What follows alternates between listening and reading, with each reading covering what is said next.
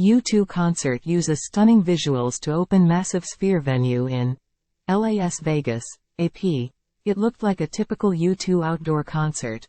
Two helicopters zoomed through the starlit sky before producing spotlights over a Las Vegas desert and frontman Bono, who kneeled to ground while singing the band's 2004 hit, Vertigo. This scene may seem customary, but the visuals were created by floor-to-ceiling graphics inside the immersive sphere.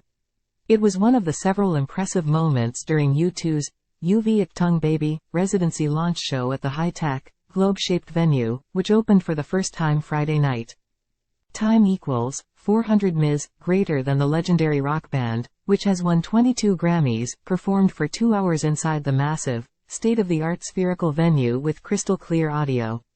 Throughout the night, there were a plethora of attractive visuals, including kaleidoscope images, a burning flag and Las Vegas skyline, taking the more than 18,000 attendees on U2's epic musical journey. "What a fancy pad," said Bono, who was accompanied on stage with guitarists The Edge and Adam Clayton along with drummer Bram van den Berg. He then stared at the high-resolution LED screen that projected a larger version of himself along with a few praying hands and bells. Bono then paid homage to the late Elvis Presley, who was a Las Vegas entertainment staple. The band has rocked in the city as far back as 1987 when they filmed the music video for "I Still Haven't Found What I'm Looking For" on the Strip during a tour in 1987. "Look at all this stuff. Elvis has definitely not left this building," he continued. "It's an Elvis chapel. It's an Elvis cathedral. Tonight, the entry into this cathedral is a password. Flirtation." People arrive during the opening night of the Sphere, Friday, September 29, 2023, in Las Vegas.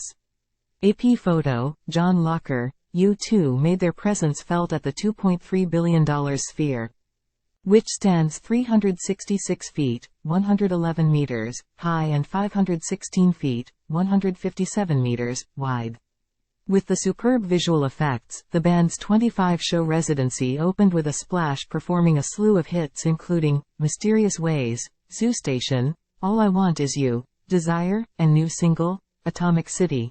On many occasions, the U2 band members were so large on screen that it felt like Bono intimately sang to audience on one side while The Edge strummed his guitar to others. The crowd included many entertainers and athletes: Oprah, LeBron James, Matt Damon, Andre Agassi, Ava DuVernay, Josh Duhamel, Jason Bateman, John Hamm, Bryan Cranston, Aaron Paul, Oscar de la Hoya, Henrik Lundqvist, Flava Flav, Diplo, Dakota Fanning, Orlando Bloom and Mario Lopez. After wrapping up the Beatles' jam, Love Me Do, Bono recognized Paul McCartney, who was in attendance, saying, "Macca is in the house tonight."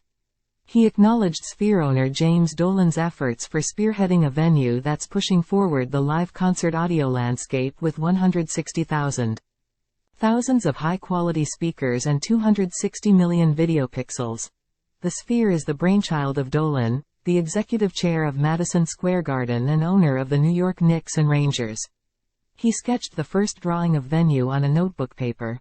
"I'm thinking that the Sphere may have come into existence because of Jim Dolan trying to solve the problem that the Beatles started when they played Shea Stadium," he said. "Nobody could hear you. You couldn't hear yourselves. Well, the Sphere's here. Can you hear us?" Bono pointed into crowd and shouted out Dr. Dre, Snoop Dogg and Jimmy Iovine, who took in the band's spectacular show. At one point, Bono became emotional when he dedicated a song to the late Jimmy Buffett's family who attended the concert too. Afterwards, Bono spoke about performing on stage for the first time without drummer Larry Mullen Jr., who is recovering from back surgery. He acknowledged Dutch drummer Bram van den Berg's birthday and filling in for Mullen. "I would like to introduce you to the only man who could stand, well, sit in his shoes," said Bono, who walked toward Berg as some in the crowd began to sing, "Happy Birthday." He handed the microphone to Berg, who offered a few words. "Let there be no mistake, there is only one Larry Mullen Jr., Berg said. As U2 wrapped up their show, a bright light shined from the ceiling and the massive screen began to fill with images of birds, insects and reptiles above a lake. The band closed its first Sphere concert with Beautiful Day, which won 3 Grammys in 2001.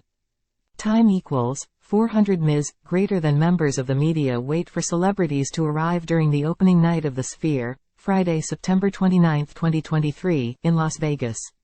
AP photo, John Locker. People take pictures during the opening night of the Sphere, Friday, September 29, 2023, in Las Vegas. AP photo, John Locker.